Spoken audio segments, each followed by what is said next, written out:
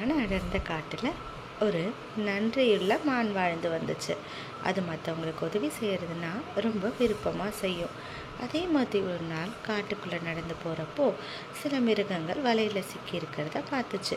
கொஞ்சமும் யோசிக்காமல் அந்த மான் தன்னுடைய கொம்புகளை வச்சு அந்த வலையிலிருந்து மற்ற மிருகங்களை காப்பாற்றுச்சு. மற்ற மிருகங்கள் எல்லாரும் அந்த நன்றியான மானுக்கு ரொம்பவும் நன்றியை சொல்லிட்டு அங்கேருந்து கிளம்பிட்டாங்க. கொஞ்ச நாள் போச்சு. காட்டில் பனிக்காலம் வந்தது. பனிக்காலம் வந்ததும் எல்லா மிருகங்களும் ரொம்பவும் கொண்டாட்டமாயிட்டாங்க. ரொம்பவும் சந்தோஷமாக செலிப்ரேட் பண்ணாங்க. ஆனால் கொஞ்ச நாள்லேயே பனி பறந்ததுனால அங்குள்ள பசுமை நிலை மாறி அவங்களுக்கு உணவு பஞ்சம் ஏற்பட்டுச்சு. உடனே அந்த நன்றியுள்ள மான் மற்ற மிருகங்களோடைய கலந்து பேசி எல்லாரும் ஒன்றா சேர்ந்து போயிட்டு உணவை தேட ஆரம்பித்தாங்க.